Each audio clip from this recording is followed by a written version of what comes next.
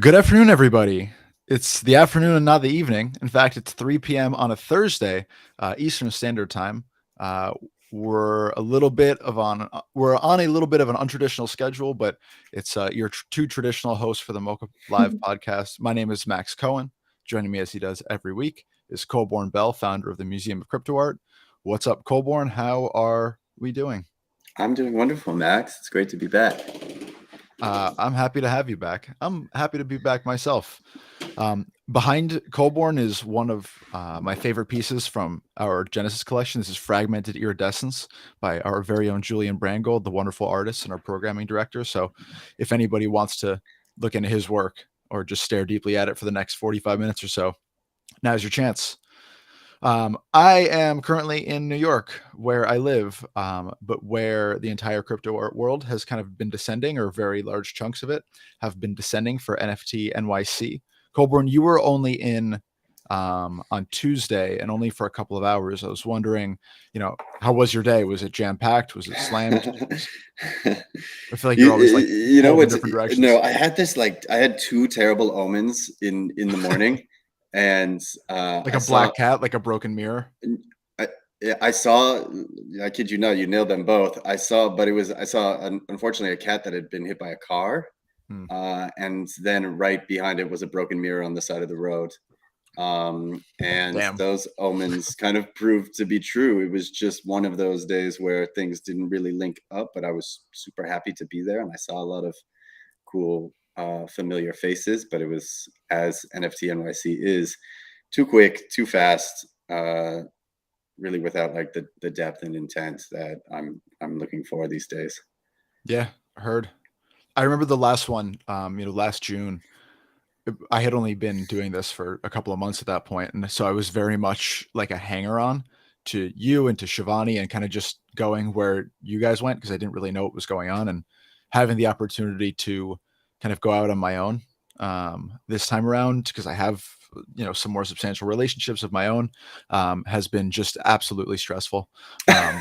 And what an incredible responsibility that always ends in feeling like a shitty friend and not spending enough time with a lot of people I deeply care about. So I sympathize with your plight. You're up in Kingston at the moment, preparing for some Mocha people, for a lot of people to come hang out. You excited? Yeah, I'm super excited. We're gonna have such a fun dinner weekend. This is kind of, I guess, the first time that I've really opened up this church to the community. Colborne And lives in a church, for what it's worth. yeah, and we will give a little something back as we do, and let people know that the space is open, and it's an invitation for them to come just kind of participate in its ongoing build. Hell yeah. Well, it's going to be wonderful. But we're not going to talk about that this week. Maybe we'll get into it more next week afterwards. But we kind of wanted to talk about NFT NYC just because it's it seems like it is kind of the convention.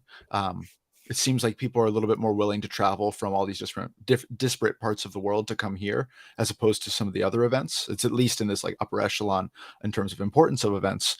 But we wanted to talk about it over a couple of weeks. This week, kind of do a more ground up approach to NFT NYC. We've been here, we've been seeing things, boots on the ground, and then next week we're going to come back, have a more integrated approach to like what we kind of saw and then thought about afterwards. But I wanted to start out with something that was a big deal during the last NFT NYC and has kind of returned, which is the Times Square paradigm, where artists, I think rightly or sensibly, who are having works displayed on these giant screens in Times Square, are pretty amped about that.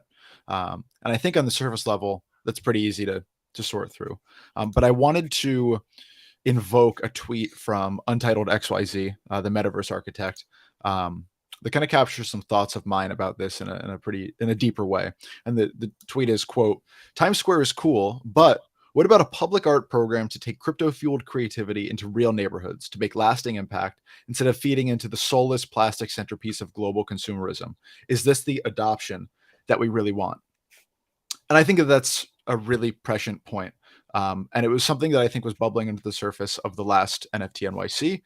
and this year I think is, I know, exaggerated a bit more.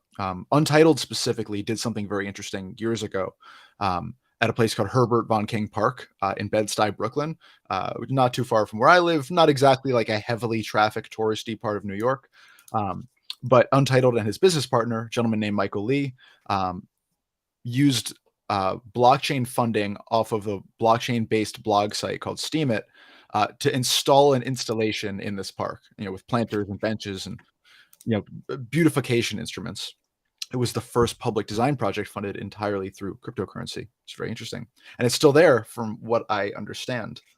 Um, and I think that that's a really incredible paradigm to have something that begins in like the crypto sphere, but then has this permanent, long-standing effect in the, uh, in individual communities, right? And I think the reason I thought about that in regards to Untitled's tweet about Times Square is that it's so transient, right? And I keep seeing artists saying, if anybody sees my artwork, it'll be, on this screen from this time. Please take a picture and send it to me. Like it literally is there for just moments, right? Um, it's hardly even a curation. It's hardly even an exhibition. It's up for moments and days at best, but usually like seconds. Um, so again, I guess my question to you, Colborne, is if you have any thoughts on that of your own, and then why do you think there hasn't been more of an attempt to create permanent or longer lasting like community consequences using crypto art as the driver? Why do you think this emphasis on kind of transient display? It's a super good question. There's a lot to talk about. I think it relates to kind of like the Sotheby's effect that we dove into a couple episodes back, right? Mhm, There is just like incredible name and brand recognition with something like Times Square. mhm, And if you are outside of New York, if you've never visited New York, you know Times Square, so you think this is an incredible place to like showcase, and everybody is going to see it. And then the second anybody goes to Times Square, they're like, "What actually is this place?" uh-huh, Uh, it's I don't know. I spent a lot of time in New York. I did not spend a lot of time in Times Square. naturally. Yeah, and that's because I think Untitled hit it on the head, right? The soulless plastic centerpiece of global consumerism. Mhm, These are billboards, right? These are meant to be like eye-catching billboards. I think we've been dealing with similar things like art for the timeline. How are you supposed to capture people's attention in these microseconds? Is that all this art is good for? Is that what we're trying to do here? I want to definitely highlight something that Justin Aversano did with, I believe it's Save Art Space. mhm, And that was like maybe two NFT NYCs ago, or maybe even more, in which, they were using different places, public billboard space, mhm. to kind of share and showcase this art. And that's all nice and well. But I think in general, we suffer from a lack of coordination. Um, and this is something that you just can pay for easily and send files, and it's kind of done. Um, but I think this effect will just continue to decrease and decrease, and it really does continue to feel like the arts community is continuing to separate from kind of this broader flagship event. Sure. Yeah, I noticed you had mentioned something about this the other day. Do you want to go into that in a little bit more detail, the kind of schisming that you're noticing? Like whether within the art world or just of the art world from crypto? Well, I think it's, I think by proxy now of this being quite popular for 2 years, 3 years, what was Mhm. super nice to me and why I didn't really feel like I needed to spend so much time there this year is that everybody is like already friends. Like Yeah. everybody, like the good people have found each other and they're doing incredible things. Like the events Mhm, that Shivani hosted at the bathhouse with Maria Paula, just to see the mhm, turnout there and kind of what would be considered more of the arts crowd, mhm, um, was phenomenal. And then to go to a place like Neue House where we both were, and to have like a panel of that caliber with like 8 people speaking, and You know, I was just blown away by how you had like making it 24/7, you know, Hmm.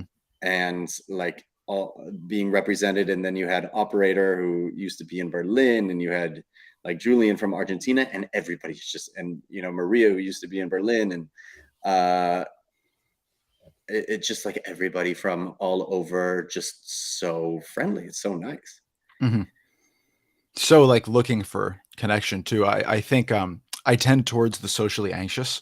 Um and this year I kind of realized that everyone here is socially anxious. And I don't know if that's an artist thing or a crypto artist thing or just the fact that all of us spend 95% of our lives behind the screen and that in person we're a little paralyzed, but keeping that in mind really helped me, I feel like, be a little bit friendlier. Um Yeah. but you pose an interesting and I think a really important question, which is what do we do next with all of these connections and all these good people, right? Because I think that that's kind of hit the nail on the head. And I do feel, as I think we've spoken about, and as I think we would agree on, that we're kind of shifting into a different like epoch of crypto art. It seems like a lot of the power structures are kind of faltering that have been there. People are kind of restless, I think, for just newness, new collectors, new aesthetics, new marketplaces. I think kind of across the board, there is just a restlessness with the status quo. And maybe that's just infected by kind of the larger socioeconomic world and everything is kind of in the same place. So I don't want to say that this is necessarily different, but um, it seems like you said, all of these connections are here, right? Over the last 2 or 3 years, it seems like most of the people who are going to be involved with good projects or be involved with good people have found their way to them and are here because they really believe and are here because they have some kind of ingenuity or like me are totally here by accident and are propped up on stilts. But my question to you is, back to that first point, right? What do we do with all of these connections and all these good people? How is that power kind of transferred into a useful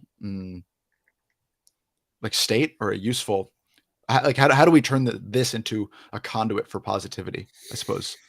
I mean, I think it's happening already naturally, because you look at the people that are attracted to the things, and Mhm. they're just incredible people, right? So I Yeah. know just by proxy of that, more and more will be attracted to it. Mhm. I think there was kind of a crisis of faith when PFPs really started to take off, Mhm. and I think a lot of these communities have kind of like found they're at the end of their line, perhaps, Yeah. um, and they're realizing that it's not like so productive to be in New York having these events, everybody flying in. Mhm. This is when like bear markets are nice, and in you know, as spring is springing and we're in this like summer moment right now. Yeah, it's Uh, 84 degrees in New York for those of you who are not aware. It's like sweltering. And you know how yeah. it like it's like it was very sudden, it just became wicked hot. Um and so it makes it all the worse. Let's continue, Yeah, sorry. yeah, no, I mean, it was just like wildly refreshing for me, you know? Mhm.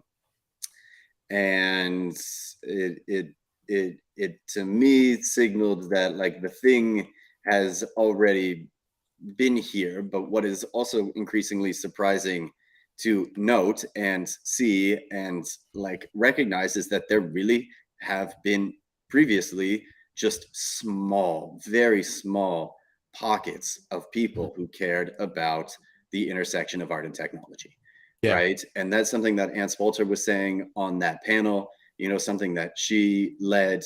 Um, you know, I was so bummed not to be able to make like the Dmitry Cherniak and Helena Sarin book signing at Bitforms. But there was a line around the block, and you know, he tweeted something like, "What is this? Is this like the next Supreme drop?"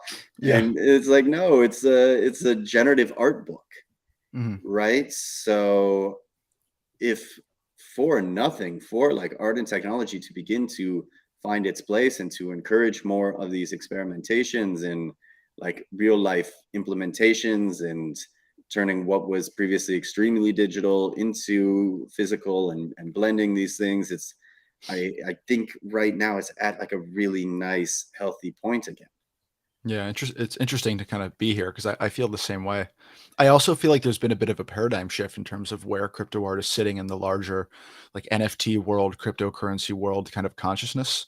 I want to talk about this event specifically at more length, but you had mentioned the Now House event, which was this wonderful panel. Colborne was on it, Ann Spalter was on it. She, the artist, and the incredible digital. She has the greatest or one of the greatest collections of digital art in the world. Sophia Garcia was on Generative, it. yeah, Generative, but I think all computer art. She's been collecting true. computer art since like the 80s, since it was not even institutionally recognized. And then Sophia Garcia was there of Art X Code, and IX Shells, the artist of great acclaim. And it was a kind of a wonderful panel, like you said. Yeah, Solomon Lopez, Manuel Solomon Lopez. Rossner, and Annika Meyer, I think, rounded that out.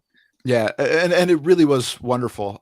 It was a large panel. There wasn't a lot of time, but one thing that I thought was interesting is that, and there was a Q&A section. This is kind of when it became apparent, but the people there were not, the people in the audience were not all art arts-based people, right? And their questions were often based on like market dynamics and merchandising and shit that nobody wants to talk about, least of all artists. But I think it's interesting that they all nevertheless found their way to this art event. I mean, so what do you just think that alone says about kind of the changing perception of crypto art in the like greater consciousness of the crypto world?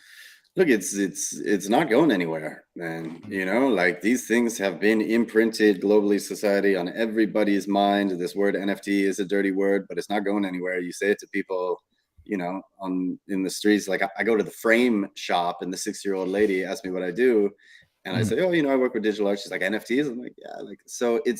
It's like everywhere now. It's pervasive, and Mhm. even if people aren't selling right now, the mechanism and the means is here to stay, and it has asserted its own validity, and created a wonderful new space for artists, creatives of all types to come and just experiment. Mhm. And that feels really good. Like I'd never had any doubt of myself leaving, right? But just like that, whatever it did, 10x, 100x, that stuck, and now it's going to grow sustainably and attract more attention, and it's going to be without the hype and the fervor, and people are going to connect with art and artists that they like, and hopefully over time we'll navigate these vicious cycles. But I guess more specifically, and I think I have my own perspective on it, which I'll share afterwards. But why now is the larger crypto world specifically, why are they now kind of trickling in with their attention to this art world, right? Is there something about what's being done here that's inspiring or that's Well, validating? I think somebody said it, and I forget where they said it. It might have been on that panel, but just like Mhm. the importance and recognition of culture, right? Nothing that is financial exists on its own, right? So it it's it brings incredible meaning and depth to things that are very I find otherwise kind of stale. Mhm. So the way these original philosophies get reinterpreted and the way that symbols are created, what it was is I was having a conversation with Sharon Rabinowitz, who is making a documentary on the CryptoPunks. Yes, like the original Matt and John film, um, and it's really just about storytelling and Mhm. how we share and spread these messages of what a new financial paradigm, alternative architecture might mean, Mhm. and all the power that it can afford, like sovereign individuals who begin to take these technologies into their own hands. Absolutely. No, I also think this space is relatively heartening. I mean, I think the reason you and I are here and the reason we do this every week when we talk about this, and I think we've definitely doomsayed on this podcast specifically, but the reason we keep doing the podcast is because like we both believe in what's being built here and what is what we see. And I think it was Ohms who said this on Twitter, but and I'm paraphrasing, of course, but one thing you realize, and especially when you come to these conferences, is every person you meet is really pleasant to be around, right? It is a collection of good people, and I can't speak for the broader NFT space or for the broader like cryptocurrency space, but I know if I worked in a place where, especially in the DeFi world or in, this kind of investment crazy part of the NFT world, I'd probably be pretty bereft of genuine human contact with people I could trust. Just the nature of putting money before everything else, I think is enervating in its own right. And I think not being able to know which of the people you've made connections with recently are going to abscond with money or commit some light white collar crime. I think there's something heartening about this art space where people really just want to make artwork. I like go to the Making It. There was a Making It 24/7 at an exhibition in East Williamsburg, and it's just a bunch of young people with their artwork on walls, and they're hanging out and they're laughing and they're drinking Mike's Hard Lemonades. And there's something I think that is just attractive to every single person about that. Just people being happy doing something that they love, and it's very basic sounding, maybe. Look, I was deep in like 2017 ICO, putting together investments, like not knowing who to trust, just throwing Mhm. money like at everything. And it is tiresome, right? And there's scams left and right and things you thought were incredible that turned out to be. But the people you can always come back and trust are the artists, right? Yeah, Because if you have that creative, like I don't in like if you just have creative juice, you share that, and generally that does not go away. So that is something generally you can get behind those people. You can trust their creative output. You can watch them grow in real time. And these are like wonderful stories. And these crypto art objects are wonderful things to kind of hold and align yourself with these creators on their journeys. I agree with that. I agree with that wholeheartedly. But I think another side of the fact that there is some more kind of like widespread attention or adoption or interest in crypto art is that the interest has, I don't know, transferred, but I'm not sure that the lexicon or the ideology has. And again, talking about that event at Now House, which I also want to shout out to Jiayin Chen of ArtNet, who has put together multiple awesome events. So she's wonderful. Wonderful. So yeah, incredible thinker and also an incredible panelist host. But regardless, the effect of having all of these non-crypto art people at this panel and then asking questions, as I think I mentioned to you afterwards, was all I wanted to do was ask a question about aesthetics. And all these people wanted to do was ask questions about royalties and marketing structures and historical artistic hierarchies. And all artists want to do, I think, whether you're talking to them on a panel or talking to them in an interview, is talk about their work and the actual art they're making. So I think that inspires a larger question of like, why can't crypto art still seem to refocus the artistry despite a seemingly universal desire on the part of the artists and the platform creators and the thinkers and the institutions to actually do so? Why is it proving still so hard to hammer that into people who are just kind of See, meandering in? and that's the thing. Like it's I think it's an illusion, right? I think it's an illusion of being online and being subjected to this Twitter algorithm. Mhm. Um, I think other people see people winning in different ways, uh, but we've been in this now long enough to like know with what consistency like individuals are showing up and with Mhm. what consistency they're like committed to continue to showing up. And I think that Yeah. really tied into a lot of people's like outrage at certain people like announcing that they are leaving the space, especially Mhm. when they're like anonymous, when they've come in, they've really like played with the Ponzi-nomics of it all, and then now they're leaving, like of course, so Mhm. it signals intention, and we're getting to like the bottom of like the long term, who has the intent to like stick around and stay and grow it and build it. And those good people are finding each other, and I think we're all going to continue to be like wonderful representatives for each other knowing forward, because we've built that like time and that trust. Sure. Speaking of being wonderful representatives, on this panel, somebody had asked a question about like merchandising using blockchain or anyways, it was a question you were not super thrilled to hear. And I believe you said something along the lines of, I do have an answer, but I don't want to be rude, so I'm not going to answer this question. I was wondering if you remember what you said and if this is a better opportunity for you to be rude. No, I was just much more interested in the question that came before it, Hmm. right? Which was like, what value do these objects carry? Yeah. Um, and I thought that like to kind of gloss over that in the idea of like what does the IP mean? Well, like nobody really cares. You're talking to a bunch of artists about like IP, and I just thought it was a bad question. Fair enough. Well, Yeah.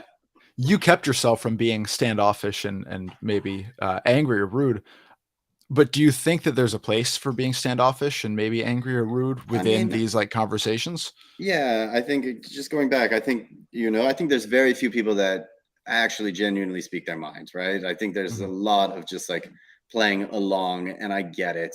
Artists are beholden to other people to like buy, and the participatory nature, and the reason I was attracted to this space originally when there was nothing was because people were making bold, outlandish statements through their artwork, and that was very valuable to me, Yeah. right? And that really resonated with things that excited me around like original crypto philosophy, and Mhm. um, it's I've said it before, I'll say it again. It's always two steps forward and one step back, and people can only kind of take and adapt the mental model that they have in the position that they have and try and fit this new technology in. And for a lot of people, that is just like, how do we commercialize? How do we bring this into business development?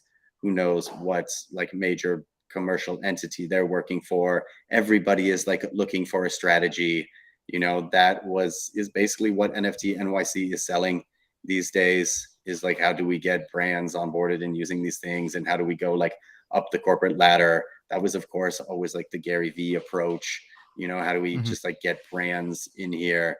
And I just don't care, right? I don't care. That's not interesting to me. I want the artist on the furthest edge of the spectrum talking about like the most intense thing and putting a visual language to it that begins to relate and connect and spread this message virally. Yeah. That's interesting. I also I It think yeah, sorry, Yeah, what were you gonna if say? I may, it kind of goes back to my like disdain for a lot of the greenwashing that I saw in investment strategies when I was doing like wealth management, right? And telling people that like, your investment is like saving the planet, when really they're just Mhm. building a portfolio that is like X alcohol, tobacco, and firearms, right? But somehow like Mhm. Raytheon doesn't really like fit in that mold, So like Sure. a lot of this is just, it's just marketing, and the idea that there's new markets and everybody should be involved, and then people getting paid to be like consultants, and no actual substantive change is being made. I'm not interested in like very slow incremental changing of this world. The world is in desperate need for exponential solutions, right? So Yeah. until everybody like gets off their ass and starts to be more like imaginative, more creative, more open to taking risks, Mhm. then we're just kind of like stuck in quicksand. Yeah, interesting. I wanna just switch gears slightly to talk about another, kind of larger trend that I had noticed. I'm not sure if you picked up on it as well, but it seems like there's been a larger attempt or a more comprehensive attempt at curation during this NFT at NYC. Whether that's like the curation in the Super Chief Gallery at the Oculus, um, or Proof of People is having a couple day event with Refractions in Brooklyn, where there was like a real emphasis on generative art and on display and on curation of display. And they had like a big dome with projectors and really interesting um, attempts at innovative curation, right? But I think there's still a lot of ways to go. Um, and I think one of the issues with curation at the moment is still that it's gate kept. Um, and that I think that we still kind of point to certain experts and we say that they have, based on their knowledge or their own experience, kind of more of a claim to curate these events and things. I think part of and correct me if I'm wrong, but part of the reason that we released rooms was we wanted to get more curatorial responsibility and ability into people's hands. Because I think that just being in the space for however long a time, even if it's just a couple of months or even weeks, you become a really excellent aesthetic judge Not to mention you probably have had a love for art beforehand. So I think that this is a trend that's only going to continue because I keep having conversations about the importance of curation. The art is there, but I'm not sure that the curation is as creative and as thoughtful as it could be, even though it's on the way there. So my question to you, Mr. Coburn Bell, is how do we empower individuals from different walks of life with different backgrounds to all like take control of their taste with confidence and then start the process of individually curating? Yeah, I mean, I think Sofia Garcia had a good point during that talk. Like, I Mhm. personally could never curate generative art in the way that generative art should be curated, Mhm. right? I'm largely unfamiliar with the history, although, you know, like I know the icons just through having been here. Um, and I don't read the codes, right? So what good am I? You know, it's important Yeah. that probably that a curator of generative art is going into the code base and understanding what the artists are doing and understanding literally how that code is affecting the output and Mhm. what variables are being manipulated, right? I can say, look, Yeah. this looks beautiful. I think generative art in general, I think suffers from that in that perhaps it is just like, you know, there's a reason that abstract art gets such acclaim and high prices, and I think it kind of follows in that line Mhm. because it can be just like very beautiful pictures. Mhm. um and you know, AI art as well, I've kind of been going, or you know, on the same thing. Is it like enough to just be a prompt engineer, or do you need to go in there and like write your own code, or do you just need to be on the latest trend, like producing the thing and minting it first? I don't Mhm. particularly know what is valuable there, and I wouldn't want to be curating there. None of that really relates to your question, other Well, I mean, other than to say, I think there is a time and a place for curation, and then there is also, you know, a time and a place for people to really stand behind what they like. Maybe it's the story of an artist, maybe it is some like visual language that an artist is like creating and propagating. And I but think it's different approaches though, right? yeah. I think that there is totally valid purely aesthetic curation, and then there's really important contextual, you know, in the generative art example, um I think it would be necessary, vital for certain kinds of curation to have a basis in the code and be able to explain that with the full context. But I'm not sure that that's exclusively the only kind of curation that is worthwhile. You know, I almost think about it like playlist creation, right? Like I can't play an instrument, but I know what I like, Mm, um, and you can make a playlist of artists who are going to be demonstrating some kind of like music theory that I can't access, but it's just different approaches to the same thing, right? But I think that your taste gloms onto whatever attracts you based on the knowledge base you already have, right? I think that's why I love the idea of rooms so much, is because right. you can kind of be changing your curation moment to moment based on your expanding knowledge base. But yeah, I'm sorry, what were you gonna Well, say? I think there is also an incredible artistry in curation, right? Mm-hmm. The problem is that it doesn't pay, right? And largely it's pretty thankless. And like good music at a party, good curation kind of just like fades into the background and feels right. You Yeah, know, but like it's like the equivalent of a DJ, right? Like that's what a curator is in theory, right? It's like it is the underlying beat or pulse of some kind of gathering. It's just yeah. not for music; it's for Well, the and and I. Julian talked about this at the event we did in Argentina. They hired somebody to do the lights, right? And Mhm. like good curation of light, you don't notice because you just like presume that this is how it should be because it's so wonderful. Yeah, that was a big restaurant thing. I had a director of operations at a restaurant once, and he said the three things that should always be thought about by you and never thought about by the guests are music, lights, and temperature. Yeah, Like they should all be perfect, but all of that requires effort, right? yeah, What's playing, how loud, you know, how does it feel in the room? I do think it's really interesting to think about and really important. But I think like, what if we took the resources that we are putting towards 30 seconds of billboard time at Times Square and put them towards like thoughtful curation, and what kinds of much more meaningful events could be thrown, what kind of more meaningful experiences for artists and more meaningful for their art, right? Places where people are going to have so much more of an ability to connect with people's work because they're seeing it for longer. They're seeing it within some kind of a larger context that then they can codify within themselves. That seems like it's such, I know it's way more effort, and it requires so much more confidence and probably education and forethought. But that seems like it has to be the next frontier, Yeah, well, right? I'll tell you, like, there maybe this was pioneered in Miami. It was certainly like done expertly well in Miami. But real estate developers figured out, right, that if you invite like artists in to kind of make a space, then it adds tremendous value to the real estate. And I Mm. always go back to this one example of whatever that like giant tower that they're building on Central Park South.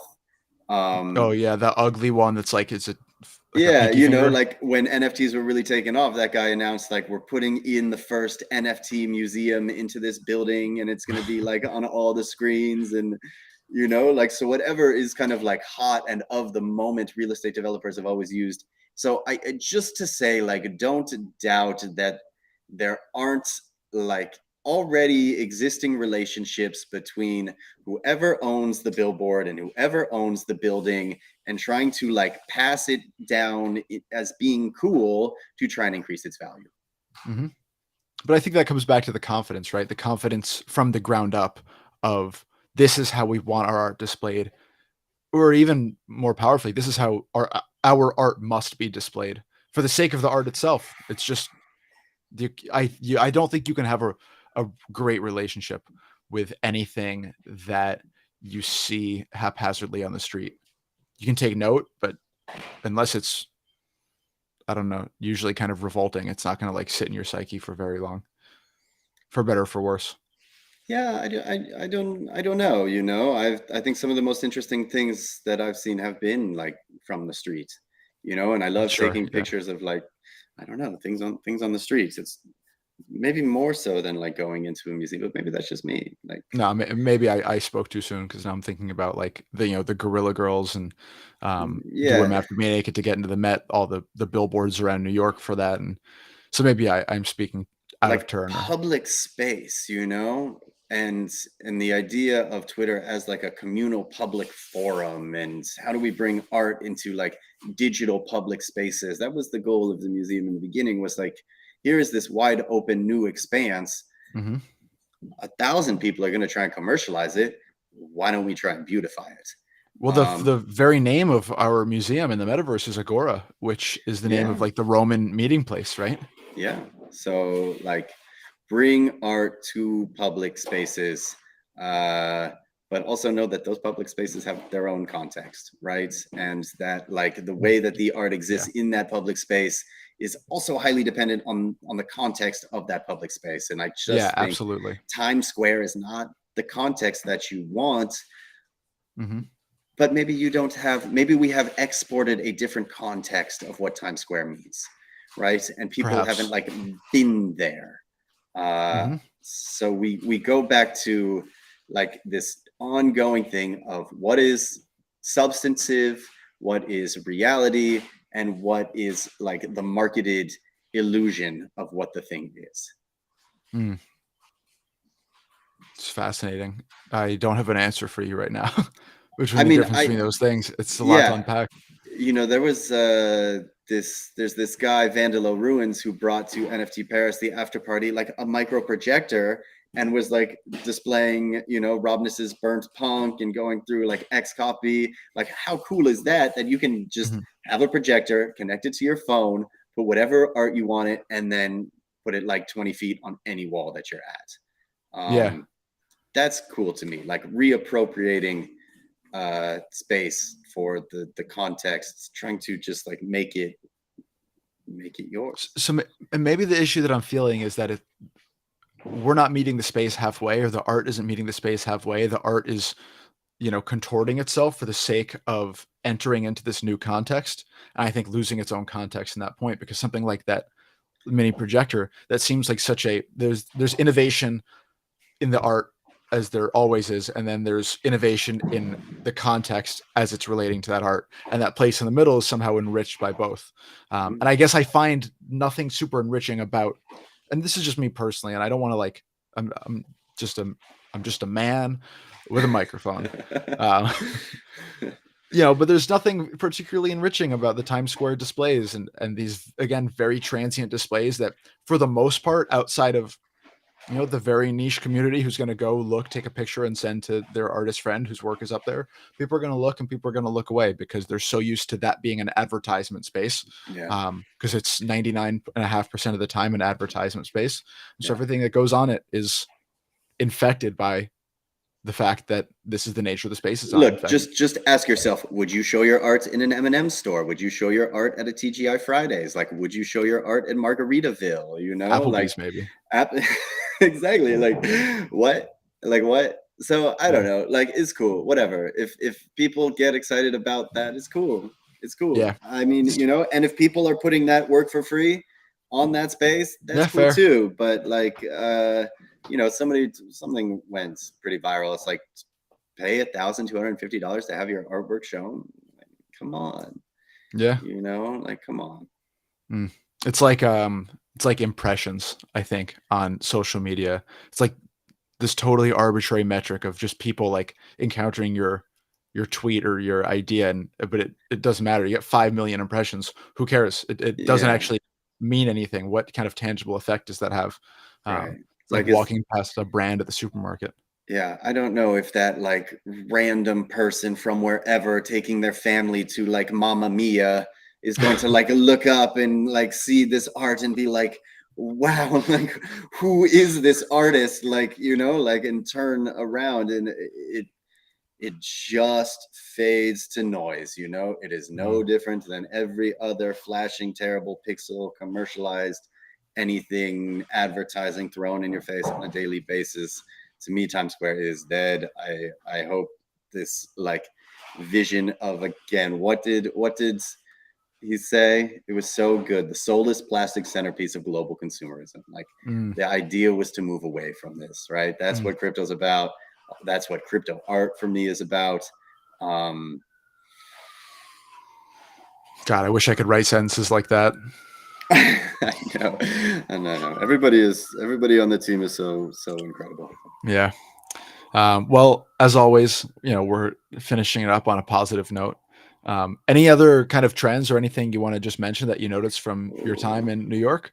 No, I think we crushed it. Like, that was my point. Like, everybody's friends now and we're good people and we should be working with more intentionality, and we need to slow down, and we need to like pick actually like what our events are, what the artist events are. I'm very interested in doing programming like around alternative conferencing to NFT NYC if people still plan on coming. Yeah, for sure. So yeah, strategy. Now we have to start being intentional. Ugh. Yeah, I know. But good art is all about intentions. Good art is all about intentions. Well said. Yeah. Well, I don't know. I always speak in these sweeping generalizations. And then exactly. You're usually the one who's like, actually, you're full of shit, Max. You don't know anything. More importantly than, sorry. Or lack of intentions. Yeah, or lack of intentions, but an extreme on either side is necessary. I like that. The NBA playoffs do begin on Saturday. For anyone listening, the Boston Celtics do play at 3:30 p.m. EST. I would love more Boston Celtics chatter on Twitter in my world. So if you care about basketball at all, this is my plea that you hit me up on Twitter, in my DMs or anywhere else. Because, if I have to transition my crypto art Twitter into, a half crypto art, half like basketball takes, like I wouldn't hate it, but we'll see. Coburn, who you got? Celtics or Hawks? 3:30 p.m. Did the Lakers win in? The Lakers did win in. They're in. They play the Grizzlies on Sunday. Wow. Yeah, congratulations. Who do I have? I don't care. I'll stand the Celtics with you. It was nice for you. We had like 3 weeks where I didn't ask you about the Celtics, and now we're back, baby. Do I like the Hawks? I kind of like the Hawks too. I don't know. I don't really care. I haven't really been watching this year. Wait till we lose a playoff game, and then I show up to one of these podcasts just absolutely fucking distraught. Yeah, exactly. Well, Coburn, a pleasure as always. We'll be back next week talking about NFT NYC from kind of retrospective perspective. Have an awesome time at the church this weekend, Colborne, and we will catch up shortly. See you, bud. Thanks for All right. everything. Thanks, everybody. Have a wonderful rest of your week. And if you're at the conference, please enjoy and be safe. Bye. Bye.